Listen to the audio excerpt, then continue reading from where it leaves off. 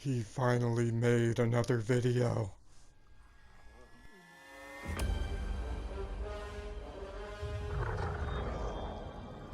What's going on, everyone? It is I, Schuby, and today we're going to be going over 7 things you might have missed while playing Mortal Kombat 11. Now, some of these are more well-known than others, but it doesn't mean that you know it. You know what I mean?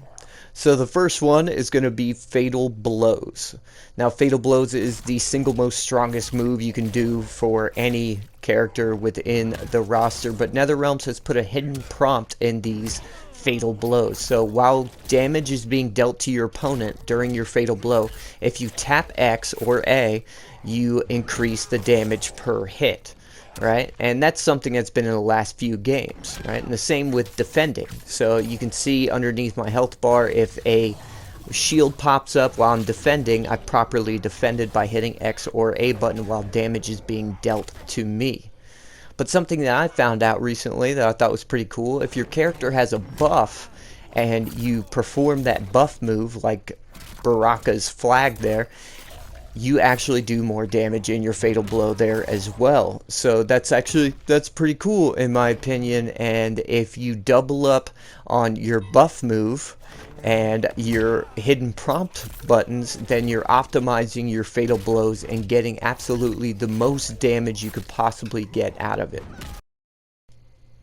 For number 2, we're going to be looking at Augments. Now, Augments I feel like a lot of people just don't care about, but if you go into character customizations and you highlight one of your characters and hit R2 on the PlayStation 4 and I think R trigger on the Xbox, then it brings up the Manage Augment section. And from here you can actually sell augments for 1,000, or you can unequip already equipped augments. So instead of, re-rolling the augment slots and, totally getting rid of the augments that you have in place, you can remove the augments from here.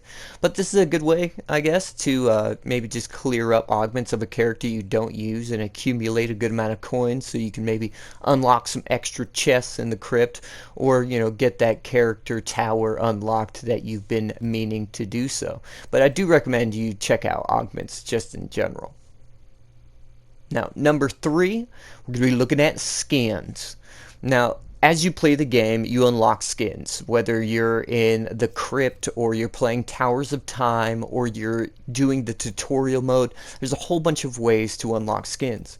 But some of these skins have a big old question mark on them, and some of them just kind of seem impossible to get. So as you can see, this one right here has those question marks for the unlock requirements, and I frigging love that neon blue look that he's got going on there. It's a gorgeous skin.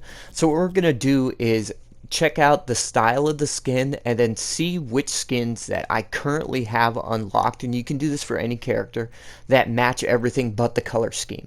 So as you can see, I've got the purple, the gold, the green, the dark blue, the red, and a few others. But for this character in particular, we want to select Heart Ablaze, right? So once we select Heart Ablaze and we go to select our character, so we put it on variation 1. It doesn't have to be any particular variation, but instead of selecting your character with X or A, you're going to hit options or start, right? And then so for this character, I'm going to pick the same person, but I'm going to hit X for him, just so you guys can see that it gives you an alternate color or alternate palette, I guess, of that character. And as you can see, I'm now rocking that gorgeous bright neon blue for Baraka on the left and the regular one on the right for just selecting X.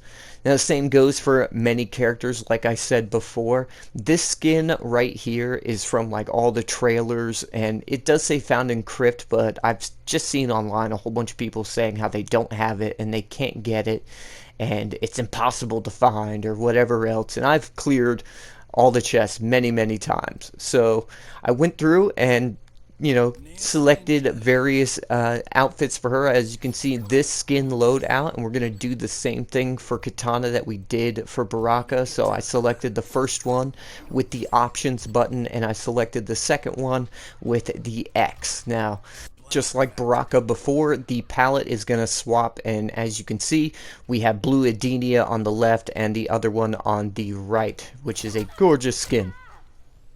Number 4, combat cards.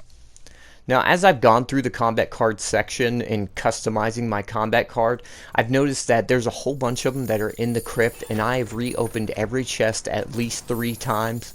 And I've gone through the shrine a lot, and mainly spending 75 to, what is it, 75 to 100k to get either gear or skins for characters, right?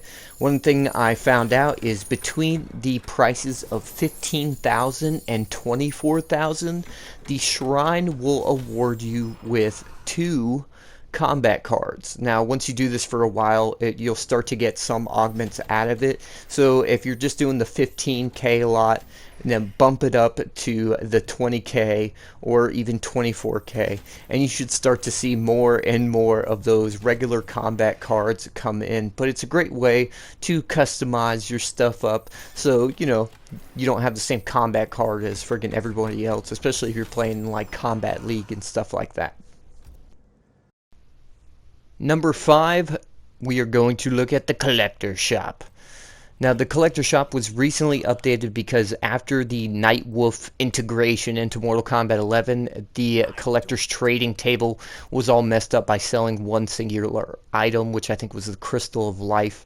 But yeah, since they patched it and it's back to normal, one thing you can do is once you go to the collector, and if he doesn't have what you want, or you've already purchased things from him, you can just hit start and go to main menu, and then hop right back into the crypt, which would spawn you real close to him. You run right back to him and he'll have new items for sale, and you can do this over and over again to try and get all the skins or gear or just particular consumables that you might be looking for from the collector himself. Rounding up to number 6, we are going to look at the AI battles. Now, AI battles, you are rewarded with gear, augments, and skins for completing AI battles or winning them. But one thing people overlook often is the battle log. So check your battle log every day, because you might have had at least 5 people attack you, and you can get rewards for that as well. Also, I think if you are in offline mode when you play, people can't see your name and you more than likely won't be attacked. So be sure to check your battle logs.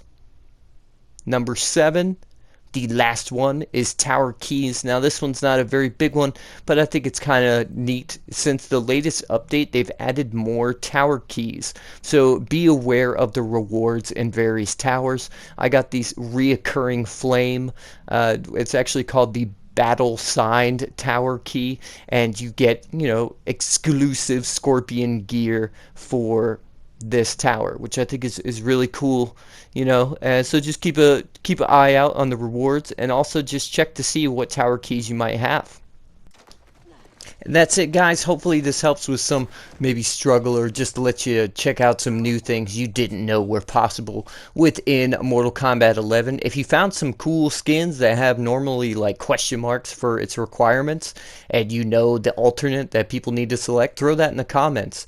Also, it helps out my channel a great deal if you like it, and if you subscribe to my channel, I'll be sure to pump out as much content as possible. This is all the possible unknown things that I could think of right now, and I will more than likely be making another one of these down the road.